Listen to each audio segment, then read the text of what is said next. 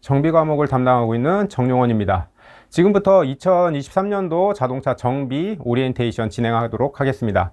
오리엔테이션은요, 간단하게 이제 크게 한 세 가지로 좀 나눠봤는데요. 일반적인 사항하고요, 여러분들이 원하는 게 뭔지 해서 분석하는 부분, 그 다음에 저희가 합격하기 위해서는 어떻게 해야 되는지 이제 목표치 해서 연간 커리큘럼을 진행을 하도록 하겠습니다.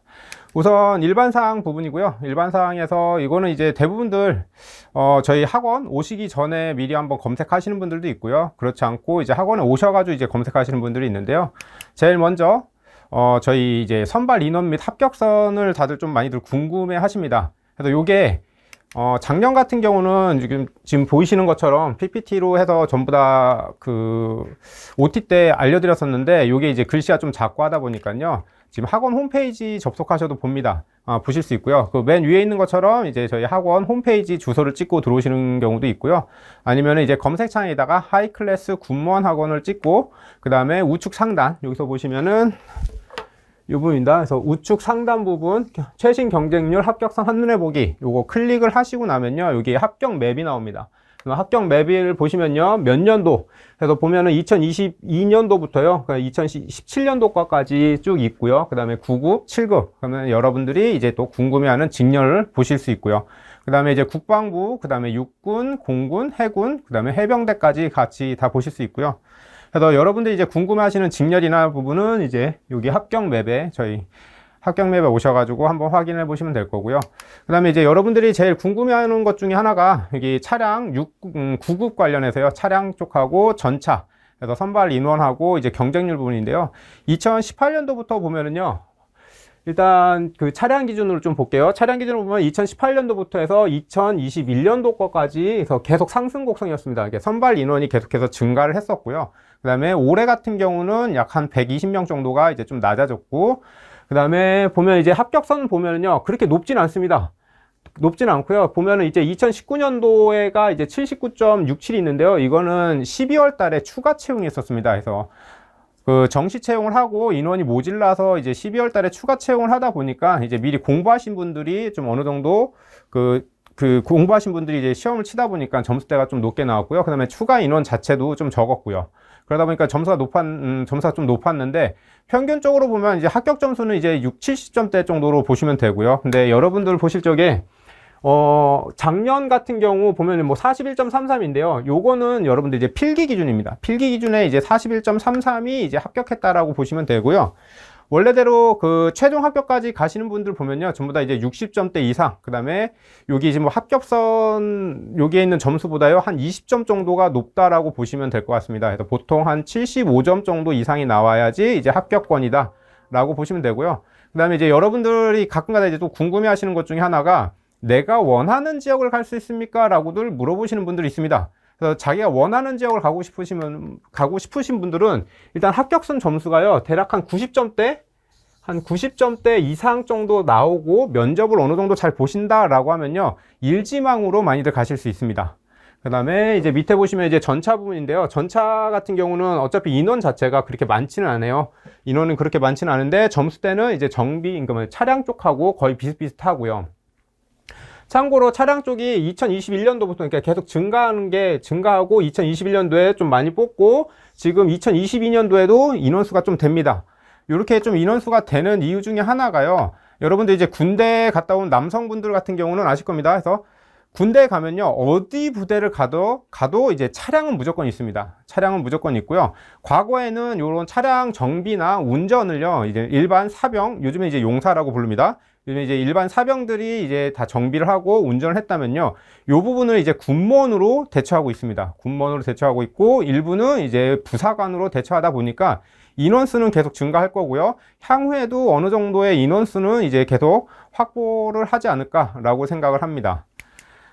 다음으로 보면은 저희 이제 과목당, 저희 시험 보는 거 보면요, 과목당 25분이고요. 공채는 3과목을 봅니다. 그 다음에 경채는 공채는 3과목, 공채 9급은 3과목, 공채 7급은 4과목입니다. 그래서 저희는 보통 이제 공채 9급 해서 3과목 75분 타겟으로 가고요. 여기에 이제 시험 과목으로 보면은 이제 공통 과목으로 가는 게 국어가 공통 과목이고요. 그 다음에 자동차 정비, 공학이 이제 포함되어 있습니다. 참고로 이제 자동차 정비하고 공학은 조금 뒤에서 한 번 더 설명을 드릴 거지만 크게 차이는 없습니다. 공부하는 방법에 대해서는 크게 차이는 없고요. 이게 시험 나오는 난이도나 시험 나오는 범위 정도가 지금 약간의 차이고요. 그래서 보면 이제 9급, 7급, 9급, 7급, 뭐 이제 항공지열의 9급, 7급 보면은 전부 다 동일하게 정비, 공학이 다 동일하게 들어갑니다. 그 다음에 7급 같은 경우는 내연기관이 추가적인 과목이 하나 더 들어가고요. 그래서 이렇게 총 3과목, 국어, 정비, 자동차 공학 이렇게 해서 총 3과목을 보고요. 오늘 주로 설명드릴 거는 차량의 국어를 먼저 좀 설명을 드리도록 하겠습니다. 그 다음에 저희가 이제 아까 말씀드린 것처럼 이제 25분 동안 한 과목당 25분 동안 이제 시험을 보고요. 그 다음에 총 3과목에 75분을 합니다. 그래서 보통들 보면은요, 국어 25분, 정비 25분, 공학 25분을 타겟으로 놓고 다들 공부를 하세요. 근데 하지만 저희 이게 커리큘럼을 보면요. 커리큘럼에서 보면은 일단 이렇게 해서 25분, 국어 25분 동안 여러분들이 혹시라도 시험 문제 푼다면요. 꽈락이 나오는 경우가 좀 많습니다. 그래서 저희가 이제 1년간 커리큘럼 하면서요. 정비 같은 경우는 이제 10분 안팎으로 무조건 푸는 거고요. 공학 같은 경우는 한 15분. 그 다음에 국어 같은 경우를 50분 정도를 활용을 합니다.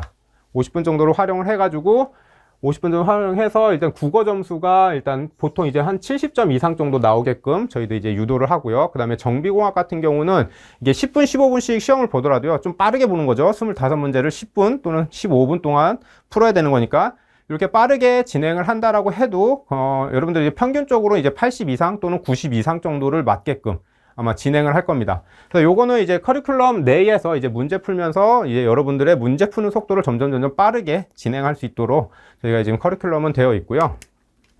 그래서 다음 보면 이제 자격증 가산 비율인데요. 여기 보면은 대부분들 9급을 많이들 보실 겁니다. 9급을 많이 보실 거고요. 그 다음에 대부분 기능사를 많이 갖고 계십니다. 그래서 여기 보면요. 3%가 있습니다. 그러니까 3%의 가산 비율이 있습니다. 라고 하니까 다들 3점, 그냥 플러스 3점 정도로 생각하시는데요. 요 플러스 3점이 아니라요. 저희는 3과목이죠.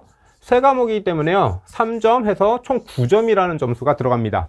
그래서 여러분들이 평균적으로 만약 평균 점수가 80이다 라고 하면요. 3%인 그 83점이 되는 거고요. 만약에 산업기사다 라고 하면요. 5%가 들어갑니다. 그래서 요거는 총 15점, 총점 만점에, 총점 300점 만점에서 15점, 기능사 같은 경우는 총 9점이 들어갑니다. 요거를 문제수로 하면요. 요거 같은 경우는 한 4문제가량, 4문제가량이 들어가고요. 기능사 같은 경우 갖고 있으면 한 2문제 정도를 여러분들이 이제 추가로 맞고 간다라고 보시면 될 것 같습니다. 그 다음에 이제 자격증에 대한 기준은요, 생각보다 많습니다. 많기 때문에 여러분들이 갖고 계시는 자격증이 어떤 건지 한번 확인해 보시고요. 거기에 맞는 나의 자격증이 있는지 이걸 보시고요. 여러분들 아마 그 다음에 그 일반적으로 그 자격증이 없으신 분들이 이제 시험에 응시하실 적에 많이 좀 질문이 오는 게요. 기능사 요거를 꼭 따야 됩니까? 라고들 문의를 하시는데요. 요거 같은 경우 이제 가급적이면은 여기는 자동차 정비 기능사 정도는 아마 따시면 좋은데요. 요게 이제 시간적으로 어려우신 분들 같은 경우는요. 이제 지게차 쪽을 많이들 따십니다. 그러니까 여러분들이 보셔가지고요. 내가 좀 따기 쉬운 쪽, 그래서 면허증 쪽으로도 상관없으니까요. 좀 따기 쉬운 쪽으로 여러분들이 이제 자격증이나 이런 걸 좀 준비를 하시면 될 것 같고요. 다음에 이제 직무에 관련된 건데요. 이제 전차, 차량, 항공지원 3가지 중에서 이제 직무에 대해서도 가끔 가다가 문의로 와요. 도대체 가면은 뭘 합니까? 라고들 문의합니다. 그래서 하시는 일은요. 아주 간단합니다. 여러분들이 봐가지고요. 내연기관이나 모터가 장착되어 있는 어떤 물체에 바퀴가 있어서 굴러다닌다. 이건 불도저나 아니면 이제 그 궤도를 포함한 모든 걸 얘기하는 겁니다. 어쨌든 굴러다니고 움직일 수 있는 것들이 있다라고 하면요. 그걸 고치거나 그거를 운행을 하는 일을 여러분들이 하시는 겁니다. 그래서 보시면 이제 운전직하고요. 운전직 부분하고 그다음에 이제 크게 보면은 이제 정비직 크게 보면 이렇게 2가지로 좀 나눠질 수 있는데요. 요거를 여러분들이 이제 선택을 할 수 있느냐라고 했을 적에요. 처음에 선택은 거의 불가능합니다.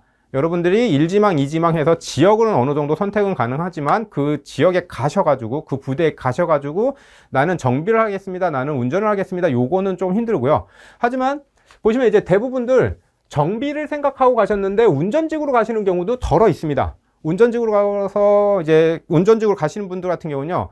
대부분 한 3개월 이내에 무조건 연락이 한 번씩 옵니다. 너무 힘들다. 어떻게 하면 바꿀 수 있느냐? 라고 물어보시는데요. 운전직으로 가던 정비직으로 가던요. 여러분들이 이게 부대에 나는 무슨 이유 때문에 운전직보단 정비직이 좋습니다. 또는 정비직보단 운전직이 좋습니다. 라고 얘기하면요. 보통 3개월 또는 길게 보면 한 6개월 안팎으로요.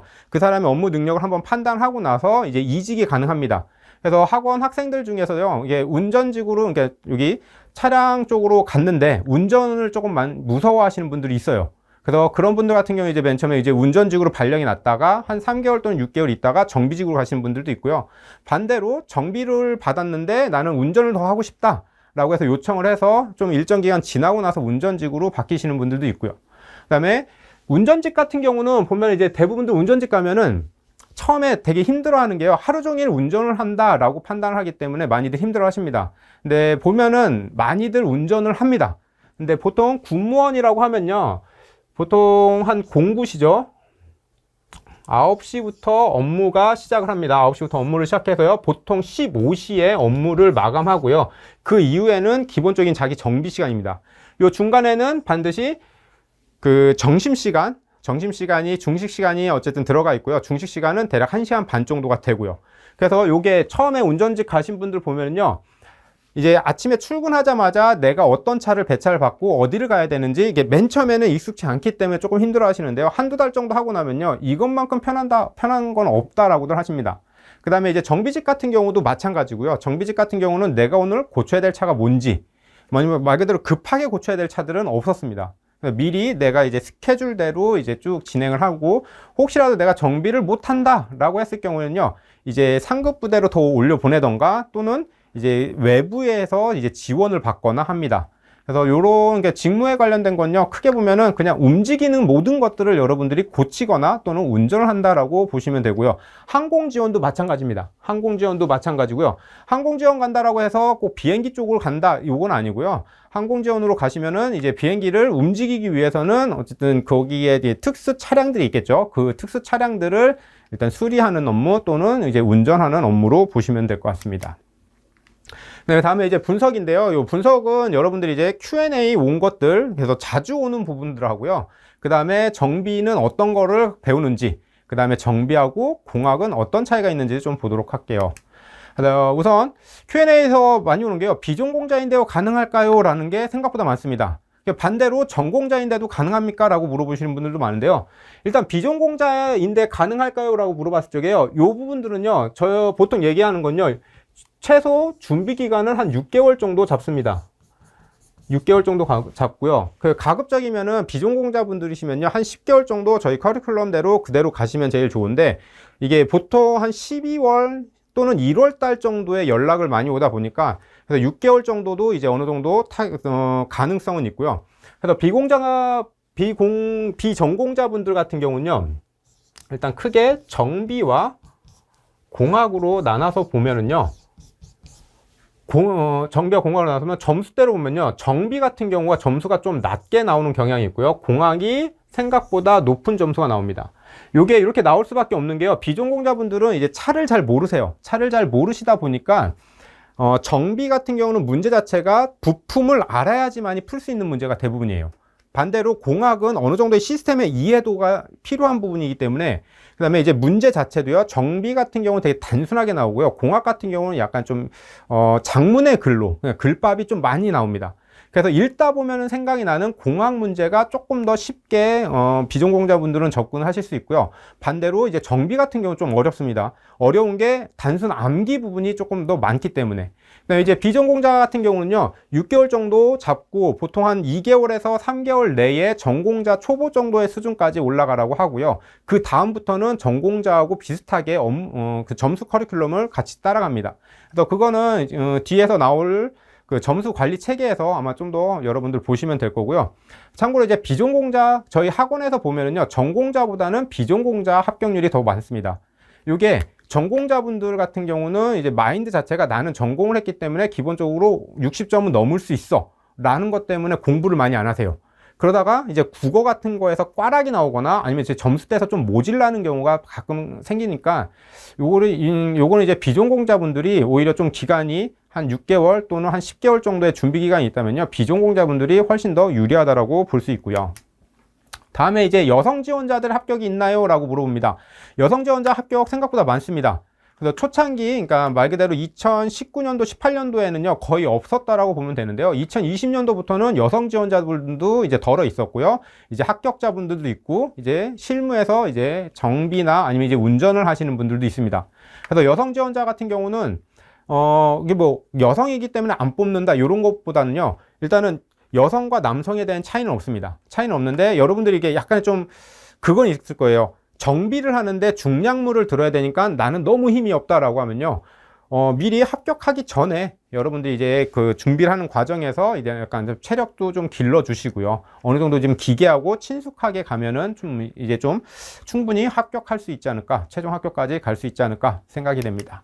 다음은 이제 점수 관리는 어떻게 해야 되나요? 라고 되어 있습니다. 이 점수 관리는 뒤에서 이제 점수 체계, 저희 보통 이게 점수 관리는 저희가 커리큘럼 자체가요, 10개월짜리입니다.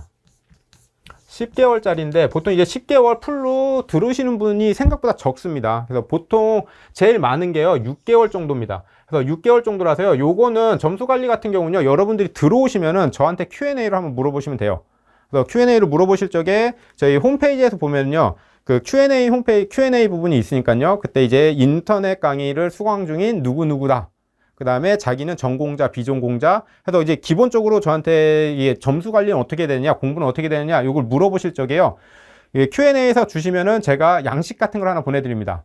그래서 공부할 수 있는 시간은 얼마나 되는지, 아니면 얼마만큼 공부를 했는지, 전공은 무엇인지, 그 다음에 나이도 가끔 물어봅니다. 이게 나이에 따라서 이게 젊은 친구인지 아니면 이제 연세가 좀 있으신 분인지 요거에 따라서 조금 달라질 수가 있으니까요. 그 다음에 이제 가정이 있는지 없는지 뭐 이런 거 기본적인 거를 좀 세세하게 물어보고요. 거기에 맞춰서 여러분들한테 이제 계속해서 커리큘럼을 어느 정도 앞으로 가야 될 거를 이제 어느 정도 이제 제시를 계속해서 해드리고요. 점수 관리 같은 경우는 크게 보면은요, 1차 보통 1차 1차, 2차, 3차 정도로 크게 나눕니다. 그래서 1차 같은 경우는요, 부담스럽지 않게 평균적으로 한 60점 내외 정도를 보고 있고요. 2차 같은 경우는 80점 내외, 3차 같은 경우가 이제 90점 내외 정도로 이렇게 올라가는데요. 요때 다들 중요하게 생각하는 게요, 국어입니다. 정비공학 점수는 조금 낮아도 되는데 국어 같은 경우는요, 1차 때부터 무조건 60점 이상을 쭉 이어서 가야 됩니다. 그 다음에 3차 때까지는 한 80점대까지는 나오셔야지 이제 여러분들이 이제 합격하는데 이제 무난하게 갈 수 있다, 이렇게 좀 말씀을 계속 드리고 있고요. 그래서 요거 1차, 2차, 3차는요, 저희가 이제 커리큘럼 10개월짜리 커리큘럼에 그대로 들어가 있는 거기 때문에 이것도 뒤에서 한번 확인해 보시고, 다음에 이제 자동차 정비 산업기사 또는 기능사를 취득했는데 합격이 가능할까요? 라고 물어보십니다. 근데 요거 합격 갖고 계시는 분들 중에서요, 떨어지시는 분들도 덜어 있습니다. 여기 왜 그러냐면요, 대부분 여기 자격증 시험처럼 생각합니다. 자격증 시험 어떻게 되죠? 60점만 합격하면은, 60점만 넘으면은 요거는 합격을 합니다. 합격으로 가죠. 그래서 대부분들 공부를 어떻게 하시느냐, 내가 60점 넘어가고 한 70점대 72점, 68점, 72점 정도 나오면 나는 합격 점수에 가깝네 라고 판단해서요, 공부의 양을 줄입니다. 줄이다 보면은 어떤 문제냐, 정비하고 공학 부분 요 두 개에서는 뭐 한 70점대가 나온다라고 쳐도요, 국어 있죠. 국어 부분에서 이제 꽈락이 40점 이하로 나오거나요, 요게 이제 40점 근방에서 나옵니다. 그래서 평균 점수 자체가 이제 50점대 이하로 내려가서 여러분들 대부분들 이제 불합격이 많이 되고요. 그래서 정비 산업기사 갖고 계시는 분들 중에서요, 불합격을 하시고 1년 정도는 불합격하시고 그 다음 연도에 학원 나오셔서 이제 새롭게 공부하시는 분들도 있고요.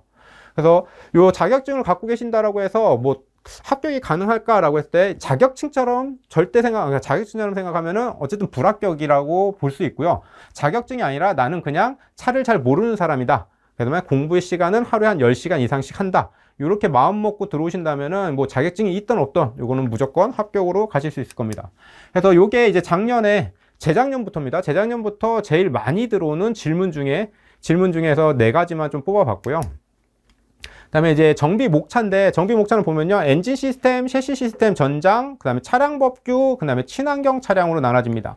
그래서 기본적으로 엔진, 셰시, 전장 같은 경우는 예전부터 계속 나오던 문제였었는데 요즘에 최근에 들면서 차량 법규하고 친환경 차량, 친환경 자동차, 더군다나 이제 친환경 자동차는 요즘에 최근에 이제 전기차로 넘어가면서 문제의 비중도가 점점 높아지고 있어요. 높아지고 있다 보니까 지금 작년까지만 해도 저희도 이제 친환경은 그렇게 이게 비중을 많이 차지하지 않았었는데 이제 친환경 자동차 쪽으로 이제 비중을 조금 더 싣고 올해는 좀 더 강의를 하려고 하고요. 법규 같은 경우는 이게 법규를 한번 보기 시작하고요. 법규집을 다 보려고 하면은 1년 내내 봐도 너무 힘들어요. 그래서 주로 자주 나오는 부분만 아마 이제 저희가 강의를 하고요. 그 다음에 이제 시험, 모의고사나 이제 시험 같은 경우 볼 적에도 이제 자주 출제되던 그런 부분들로 볼 겁니다. 네, 참고로 친환경 자동차 같은 경우 요거 뭐 나는 엔진, 셰시, 전장 시스템을 알기 때문에 나는 친환경만 하고 싶어요 라고 하시는 분들도 있는데요. 요게 엔진 셰시 전장을 어느 정도 그냥 어설프게 안 상태에서 친환경으로 보면요. 친환경이 너무 힘들어집니다. 그래서 엔진하고 전장, 그 다음에 셰시 시스템까지 어느 정도 완벽하게 마스터하고, 그 다음에 친환경으로 좀 들어가셔야지 좀 편할 거고요. 그 다음에 참고로 이제 친환경 자동차 같은 경우 진행을 할 적에 저거는 처음부터 끝까지 웬만하면 다 해드리고 싶은데요. 요게 한꺼번에 다 하진 않습니다. 먼저 하이브리드 먼저 계속해서 공부를 시킵니다. 그래서 하이브리드 자동차를 완벽하게 이해가 되면요. 하이브리드 시스템에서 이제 어떤 시스템을 빼고 어떤 시스템을 넣느냐에 따라서 이제 전기차가 되는지 퓨얼셀 자동차가 되는지 이렇게 좀 나눠지는 거기 때문에요. 그래서 올해 같은 경우는 정비에서는 이제 친환경 쪽이 많이 될 거고요. 그 다음에 이제 뭐 목차 이렇게 보면은요. 정비 목차 같으면은 이제 엔진 쪽에 보면은 엔진 개요, 구성, 윤활 시스템, 냉각 시스템, 가솔린 뭐 등등등 쭉 있겠죠. 해당 시스템별로 진행을 합니다. 진행을 하는데 주요 과목, 강의 내용은요, 부품입니다.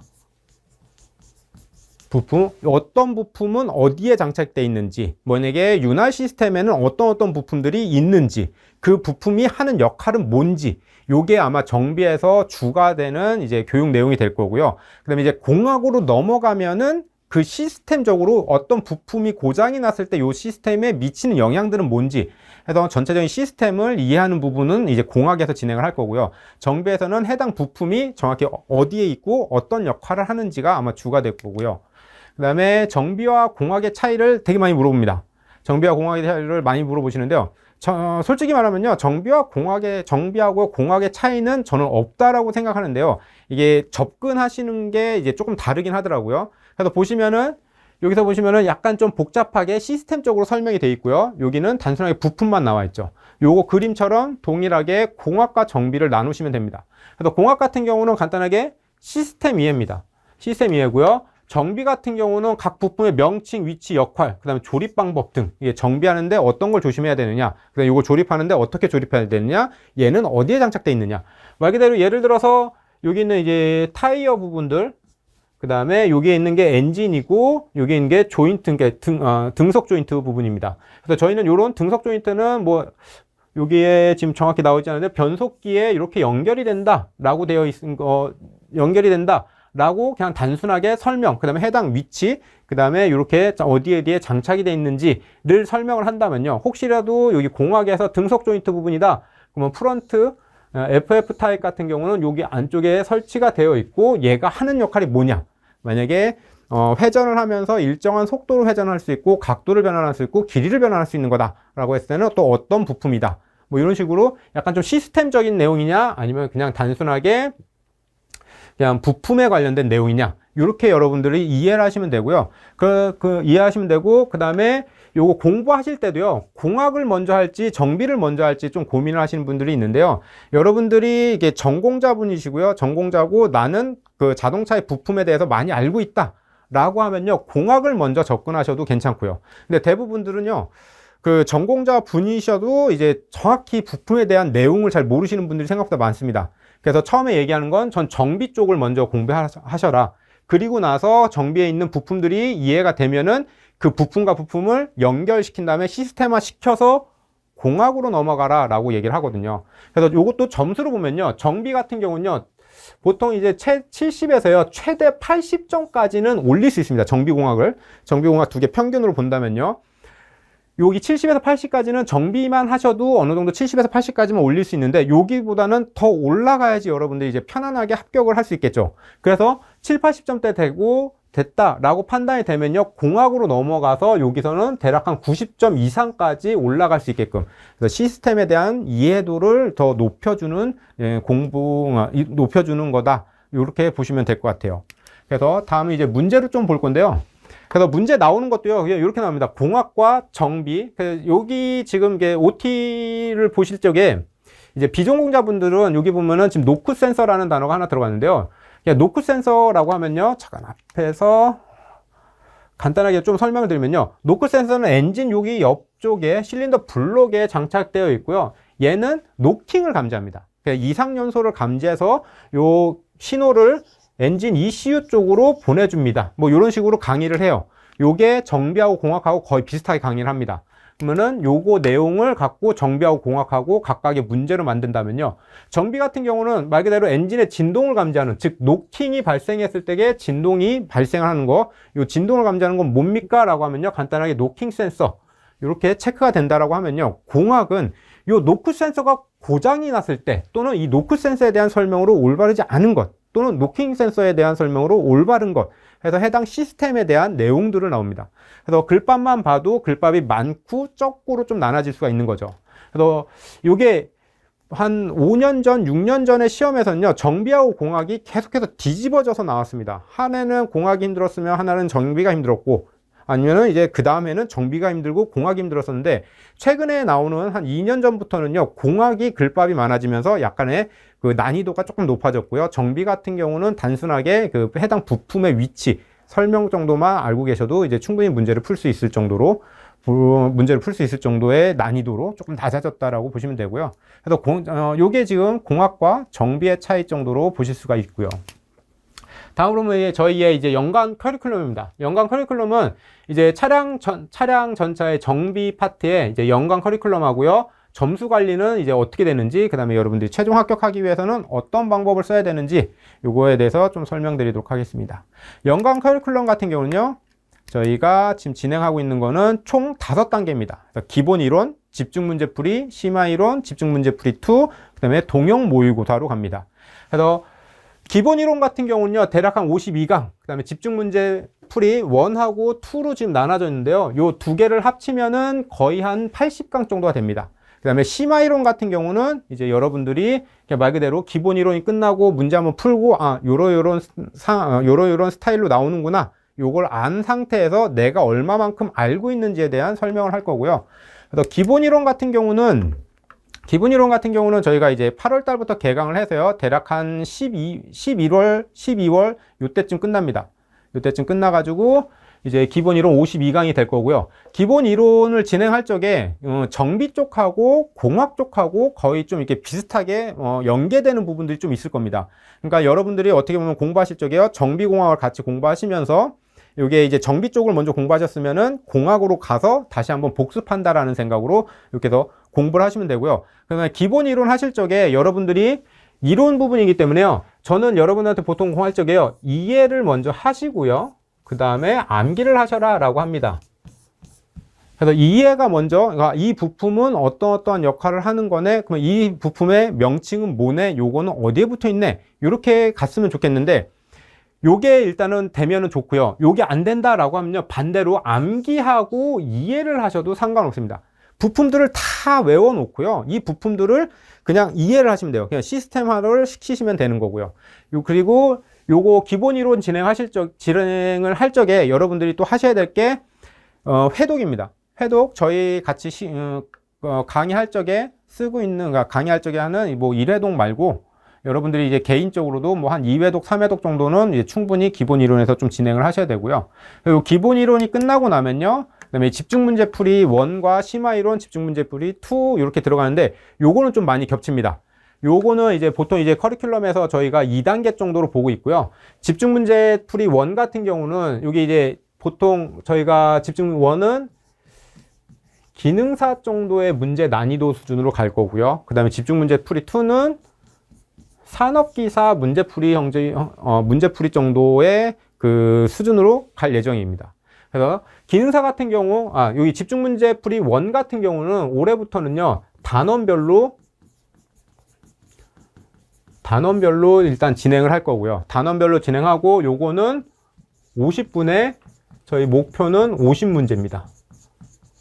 50분에 50문제씩 이제 문제 풀고, 그러니까 요건 이제 같이 푸는 거죠. 문제 풀고, 이제 여러분들한테 설명도 드리는 거고요. 그 다음에 요게 끝나고 나면은 심화 이론으로 갈 거고요. 심화 이론에는 이제 교재는 없습니다. 심화 이론 때는 교재는 없고, 심화 이론 때는 뭘 하느냐? 여러분들이 부품 알고 있는 부품을 교재 없이, 책 없이 그냥 판서에 맡기면서 이제 그림을 그릴 겁니다. 그림을 그리면서 이제 여러분들이 얼마만큼 알고 있는지, 그 다음에 내가 어떤 부품이 어디에 들어가는지, 어떻게 결합이 되는지, 요거를 직접 그리면서 같이 진행을 할 거고요. 그 다음에 요게 아마 그림 그리면서 같이 진행하는 게요, 대략 한 4주에서 6주 정도, 4강에서 한 6강 정도까지 진행을 합니다. 진행을 하고 나머지 부분은 여러분들이 좀 미흡하다라고 판단되는 부분들 하고요. 그 다음에 기본 이론 때 진행하면서 꼭 아셔야 되는 부분이나 중요한 부분들만 함축적으로 이제 나머지를 진행을 할 거고, 집중문제풀이 2면은 산업기사니까, 산업기사 정도의 수준이니까 당연히 원보다는 난이도는 조금 높아집니다. 원보다는 난이도가 높아지고요. 요때는 회차별로 50문제 또 진행할 겁니다. 요때도 회차별로 50문제씩 진행을 할 거고요. 요것도 50분 만에 끝날 거고요. 50분 만에 그 50문제 진행을 할 거고, 중간중간에 저희가 스피드 문제라는 걸로 이제 진행을 할 때도 있습니다. 그래서 스피드 문제라고 하면 뭐냐? 요거는 50분 동안요, 대략 한 70에서 한 100문제 정도를 진행을 합니다. 참고로 이게 스피드 문제를 진행하는 목적 중에 하나는요, 여러분들이 고민하지 않고 고민하지 않고 문제를 보자마자 내 머릿속에서 툭툭 튀어나오는 것, 즉 여러분들이 얼마만큼 정확히 알고 있느냐, 요거를 빠르게 진단하기 위해서. 그 다음에 요 스피드 문제를 진행하면서, 요건 이제 단원별로 진행하다 보니까요, 스피드 문제를 진행함에 따라서 여러분들이 내가 어느 파트를 알고 있고 어느 파트를 잘 모르고 있구나, 요거를 파악하기 위한 겁니다. 그래서 요거는 여러분들한테 말 그대로 50분 만에 그러니까 70에서 한 100문제 정도가 진행하다 보니까요, 여러분들한테 생각할 수 있는 시간을 드리지는 않습니다. 되게 바로바로 진행하다 보니까, 이렇게 하다 보면은 이제 여러분들이 내가 어디를 좀 더 공부를 해야겠구나, 공부를 요 부분은 내가 좀 생각보다 공부가 많이 돼 있구나, 요런 거를 판단할 수 있는 부분입니다. 그래서 보통 이렇게 해서 집중문제 풀이 2까지 오면은 여러분들이 아마 평균적으로 모의고사를 보면요, 한 80점대 이상이 나올 겁니다. 80점대 이상이 나온 상태에서 이제 쉽게 이제 어떻게 보면은 그 한 90점대까지 올라갈 수 있게끔 마지막으로 하는 게 동형 모의고사입니다. 동형 모의고사고요. 동형 모의고사 같은 경우는 총 24강 정도로 진행을 할 거고, 요거는 50분 동안 진행을 하는데요. 정비 같은 경우는 이제 15분 동안, 죄송합니다. 정비는 10분 동안 여러분들이 문제를 풀 거고요. 그 다음에 한 25분에서 한 35분 동안은 이제 문제풀이가 진행됩니다. 참고로 정비를 10분밖에 안 드리는 이유 중에 하나가요, 여러분들이 10분 안에 문제를 풀 수 있느냐 없느냐, 요것도 25문제겠죠. 25문제의 문제풀이를 합니다. 그래서 요것도 보면요, 24강을 진행하다 보면은 처음에 한 1, 2주, 한 8강 전까지는요, 거의 대부분 10분 안에 못 들어와요.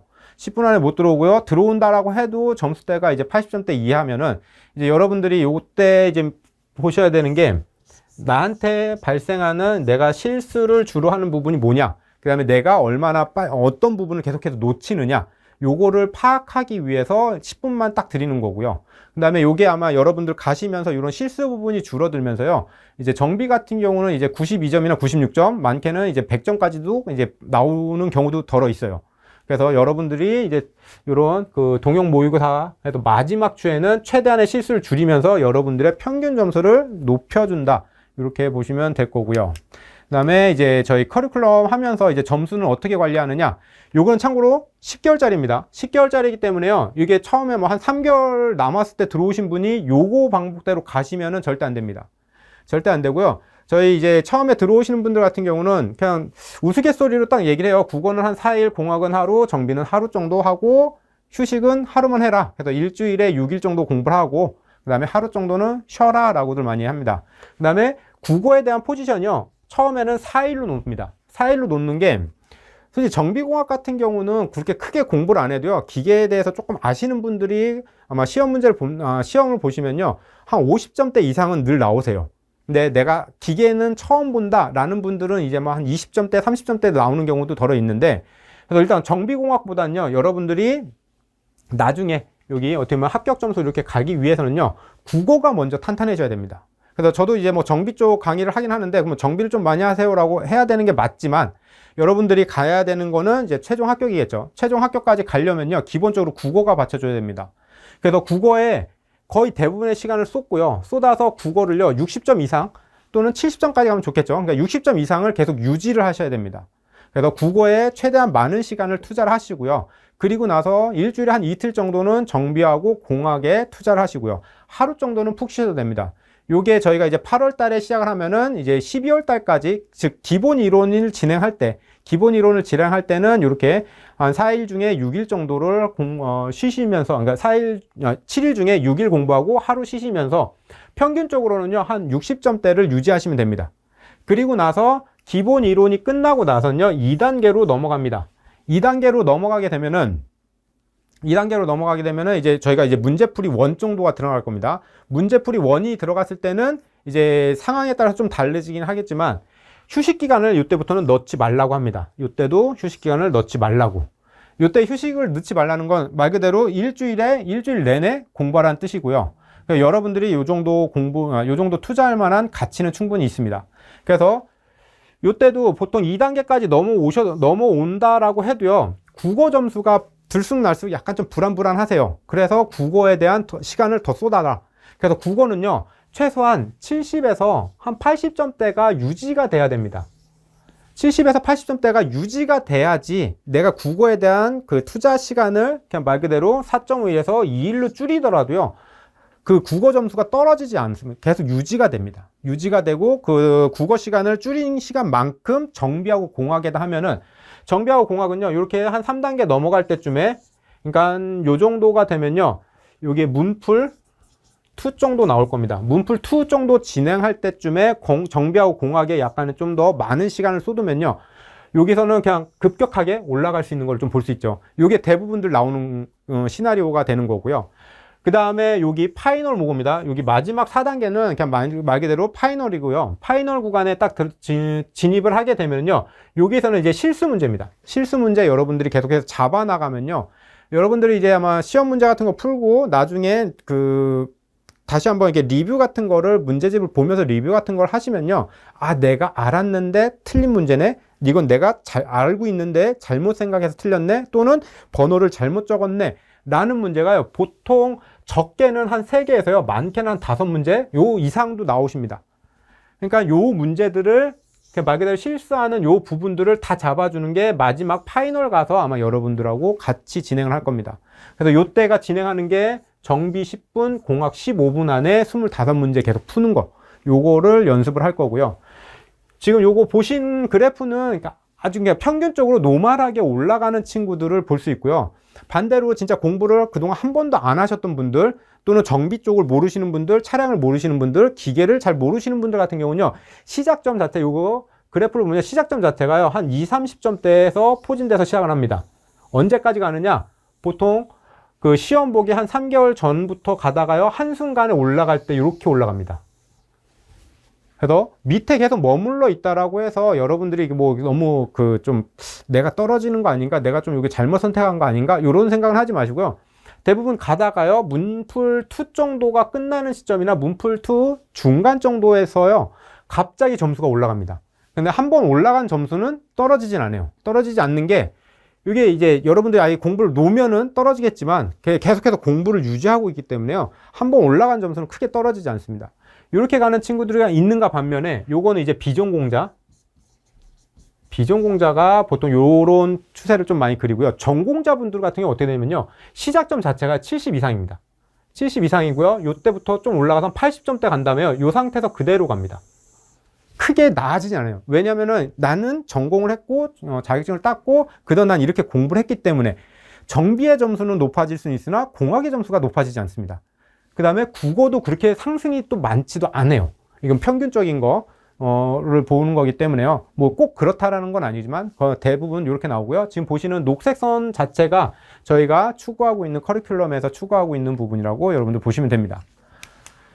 그래서 여러분들이 이제 최종 합격하기 위해서는 요거는 매년 말씀드린 건데요. 데일리 리포트입니다. 그래서 요거는 일단 적기 시작하면은 변화가 무조건 온다라고 돼 있는데요. 요 데일리 리포트는 뭘 뜻하느냐면은 여러분들이 시간 활용을 하기 위해서 요걸 꼭 좀 적어 달라고 요청을 하는 겁니다. 그래서 여러분들한테 이렇게 처음에 이게 강의를 시작하고요. 물어봅니다. 저는 제일 먼저 물어보는 게요. 유튜브 여기까지만 적을게요. 유튜브 또는 인터넷 웹서핑 또는 게임, 오락이라고 할게요. 오락. 요런 것들을 하는데 하루에 얼마만큼의 시간을 허비합니까? 라고 물어봅니다. 그러면 요거를 대부분들은 말씀을 못 하세요. 말씀을 못 하고, 그 다음에 또 식사하는데 시간은 얼마나 허비합니까? 그 다음에 이동 시간은 얼마나 걸립니까? 이런 걸 물어보면요. 내가 얼마만큼의 시간을 쓰는지는 거의 대부분들 모르세요. 그래서 데일리 리포트에서 그러니까 요거는 최소 2주에서 3주 정도로 여러분들 적으시면 되고요. 요런 거 같은 경우 어떻게 하냐면은, 기상 시간, 여러분들이 기상했다. 그러면 내가 만약에 6시에 일어났다. 6시에 기상을 한 겁니다. 그 다음에 내가 만약에 아침에 준비 작업을 하는데 6시에 일어났으니까 6시부터 일어나서 내가 뭔가를 준비를 하는 거잖아요. 뭐 출근을 준비하든 공부하기 위해서 준비를 하든. 이 준비 끝나는 시간이 한 7시다. 그 다음에 식사를 내가 한 7시 30분까지 했다. 그리고 나서 이제 내가 식사를 끝나고 나서 그 다음에 공부하러 간다 또는 출근하러 간다 라고 하면은 출근 뭐 한 8시 30분.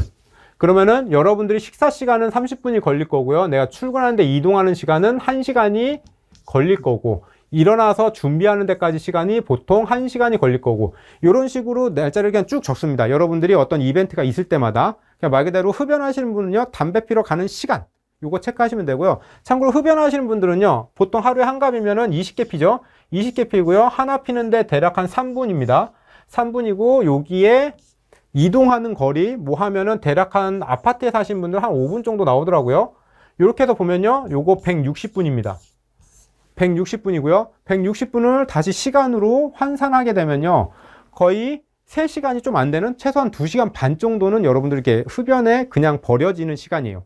요런 것도 보면서 내가 흡연을 한다라고 하면요, 담배를 끊었으면 좋겠지만, 끊으란 말은 못하고요. 좀 줄여주시거나요. 아니면은 요거 갈 동안에 내가 어떤 동영상을 볼 건지, 즉 강의 동영상입니다. 어떤 강의 동영상을 볼 건지, 아니면 어떤 자료를 들고 나가면서 볼 건지, 이런 걸 체크를 하시면 되는 거고요. 그래서 일단 적기 시작하라는 거는 요 부분이고요. 그 다음에 유튜브로 본다. 그러면 이게 요거는 뭐 인생 허비, 저 같은 경우는 뭐 인생 허비라고 완벽한 인생 허비는 아니더라도요. 지금 여러분들 공부하는 데는 인생 허비니까 인생 허비라는 단어를 적어 놓고 여기서 내가 보기 시작하고 끝날 때까지 적습니다. 그러면은 대부분들 나오면은 뭐냐면은 그냥 말 그대로 유튜브에 관련된 거, 인터넷 웹서핑에 관련된 거, 요게 최소한 4시간입니다. 많으신 분들은요, 한 7시간까지도 제가 봤어요.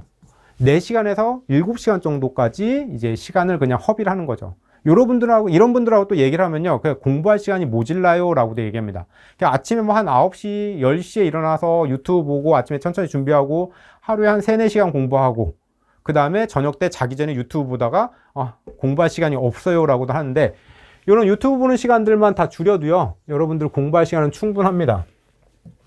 그 다음에 무조건 운동해라. 여러분들 이게 가급적이면은 운동을 하게 되면요, 아침에 일어나서 너무 과격한 운동은 조금 몸에 무리가 가겠지만요, 적당한 이게 러닝 정도죠. 적당한 러닝 좀 하고요. 마지막에 심장이 막 터질 정도로 한 1, 2분 정도 급격하게 하고 나면요, 몸속에 혈류가 잘 돕니다. 그 혈류가 뇌까지도 가기 때문에 머리가 조금 더 맑아져요.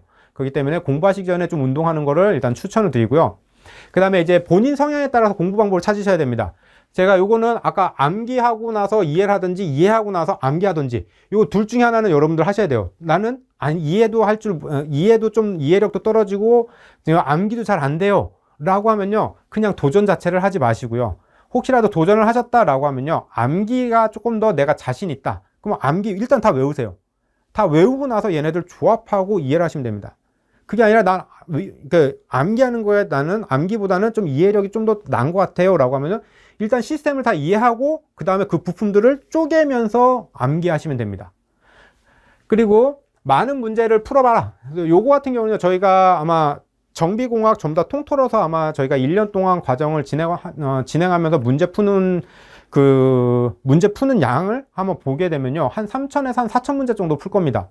근데 그걸로도 모질라니까 여러분들이 학교에서 사는 강의 자료나 그 문제풀이 자료, 요런 거 외에 서점에서 어느 정도의 문제집을 사서 푸시잖아요. 그 푸실 적에 문제집을 사서 푸시는데 요거 할 적에요. 출판사 중복돼서 사지 마세요. 출판사. 혹시라도 골에서 시작하는 뭐 이런 출판사에 나왔다라고 하면요. 거의 비슷한 문제, 유형 자체가 동일해요. 거의 비슷비슷하고요. 그래서 그 한 출판사에서 그걸 샀으면은 다른 출판사 거를 사시면 됩니다. 다른 출판사 거 사시고요. 그다음 요거 문제집 같은 거 혹시라도 구매를 하실 적에요. 문제가 위에 나오면요. 밑에 대부분 해설이 있습니다. 해설이 없는 것들을 좀 사세요. 왜냐면은 해설이 있으면요. 문제 보다가 해설 때문에 내 이 내용을 아는지 모르는지를 이제 좀 잘 파악이 안 되다 보니까요. 요거는 이렇게 더 많은 여러 가지 문제집을 좀 사서 여러분들 편하시게 좀 하시면 되고요. 그 다음에 5번 본인을 편안하게 하는 스승을 만나라. 요거가 어떻게 보면 되게 중요할 텐데요. 저도 이제 뭐 최대한 여러분들의 원하는 대로 이렇게 말도 너무 빠르지도 느리지도 않고 목소리 크지도 작지도 않고 뭐 이렇게 하는데 저도 모르는 제 뭐 특별한 성향이 좀 있고 뭐 습관 같은 것도 분명히 있을 겁니다. 그래서 요거는 이제 여러분들이 그 샘플 강의 같은 거 들어보시잖아요. 샘플 강의 들어보시고요. 내가 편안하게 들을 수 있는 목소리다 라고 판단하시는 분을 가는 게 이제 좀 더 옳지 않을까 라고 생각합니다. 그래서 누가 좋다라고 하니까 그냥 무조건 그거를 보시는 게 아니라 그냥 샘플 강의 같은 거 여러 개 보시고 나서요. 거기서 여러분들이 원하는 스타일, 여러분들이 좀 편하게 들을 만한 것다라고 판단되시는 거를 아마 강의를 잡으시면 좀 될 거고요. 그 다음에 강의 수는 좀 많은 거를 좀 추천드립니다. 뭐 꼭 저희 게 아니더라도요. 강의 수가 좀 많은 거를 좀 추천드리고요. 마지막으로 한 해만 고생해라. 요거 늘 얘기합니다. 올해 1년만 고생해라. 그래서 대부분들 저는 얘기할 적에 뭐 이런 거 쭉 얘기하고 마지막에 하는 거야. 하루에 공부하는 시간이요.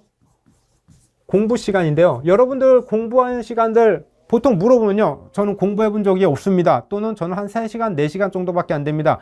저는 하루에 한 10시간 정도 합니다. 라고 합니다. 저는 학생들한테 얘기하는 게요. 공부 시간은요. 하루에 10시간 이상으로 하라라고 합니다. 10시간 이상, 요게 이제 뭐 유튜브를 보는 시간, 인터넷을 보는 시간, 요런 잡시간들 다 빼고요. 50분 공부에 10분 휴식을 1시간 타겟으로 잡고 나서 요거를 10사이클 또는 뭐 30분 휴식에 5분, 30분 공부에 5분 요런 식으로 좀 타이트하게 해서 그래서 요거 50분에 뭐 한 10분 휴식해서 요렇게 해서 최소한 10시간 이상. 요때가 내가 좀 잘 공부가 안 될 때가 이제 10시간이고요. 보통 이제 한 13시간, 많게는 한 14시간, 15시간 정도 하라라고는 많이들 얘기를 합니다. 그러니까 공부 시간은요, 여러분들 시작을 하셨으면요, 올해 한 해 동안 많이도 필요 없잖아요. 저희가 한 10개월짜리 커리큘럼이니까 딱 10개월만 하루에 10시간씩 공부하시면 됩니다. 한 10개월간 거의 뭐 웹서핑 하는 거, 그동안 뭐 많이 하셨지만 한 30분에서 1시간 정도 줄이셔도요, 충분히 살만합니다. 궁금해 하지도 않아요. 처음에는 좀 답답한데, 이게 조금 지나고 한두 달만 지나고 나면요, 별로 이제 별 생각이 안 나시고, 그냥 계속해서 공부를 하실 겁니다.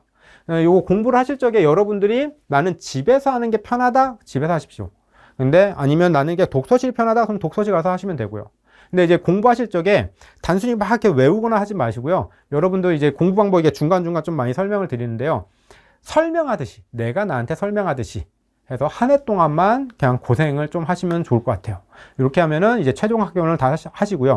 참고로 데일리 리포트 적으신 분하고요. 그 다음에 운동 열심히 하신 분들, 그 다음에 공부 10시간, 그냥 말 그대로 이거죠. 한 해 동안 고생하신 분들, 요거 세 가지 하고 떨어지신 분은 없습니다. 일단 다 붙었고요. 참고로 이거 데일리 리포트 같은 경우는 개인이 혼자 하기 힘드시면요. 저희 학원에 등록하시고 Q&A 계속 주시면은 Q&A로 해서 제가 계속해서 답변을 드립니다. 그래서 답변을 드리니까 데일리 리포트는 처음에 하시기 힘드시면은 이거는 이제 저랑 같이 좀 진행을 하시면 될 거고요. 그래서 여기까지가 지금 저희 하이클래스 군무원 학원에서 진행하고 있는 정비에 대한 그 1년간 OT 자료입니다. 그래서 여러분들이 이제 1년 동안, 그러니까 어차피 저희가 10개월 동안 같이 공부하는 거니까 그냥 마음 먹었으면요, 일단 진행하시고요. 마지막으로 혹시라도 군무원에 조금 더 관심이 있다 라고 생각되시는 분들은요, 어이, 감사합니다가 나오긴 했지만, 군무원에 난 조금이라도 관심이 있다 라고 하면요, GTELF요. 뭐 GTELF 하고요. 그 다음에 한국사. 제일 큰 게 그거죠. 한국사입니다. 일단 한국사 4급 이상 무조건 그냥 시험 보세요. 내가 군무원을 할지 안 할지 모르겠지만 나는 그냥 군무원에 좀 관심이 있네. 일단 한국사 하세요. 왜냐면은 시험이 다가올 때, 그때 이제 한국사 준비하신다 그러면요, 여러분도 어차피 세 과목이 있어요. 국어, 정비, 공학을 합니다. 근데 이제 GTELF도 안 땄고 한국사도 없다. 요거 두 과목이 더 추가돼서 5과목을 한꺼번에 준비하는 과정이 있습니다. 그래서 그거를 막기 위해서 내가 조금이라도 관심이 있다라고 판단되시면요, 한국사 4급은 그냥 무조건 따놓으시고요. 한국사 4급 이상으로 따놓으시면 되고요. 그 다음에 대부분들 이제 학생들 말 들어보면요, 한국사 4급보다는요, 좀 3급 해서 3급이나 2급 정도가 조금 더 수월하다라고 합니다. 그래서 요거는 이제 본인들이 이제 성향 한번 맞춰가지고 이제 따시면 될 것 같고요. 그래서 이상으로 오리엔테이션을 마치도록 하겠습니다.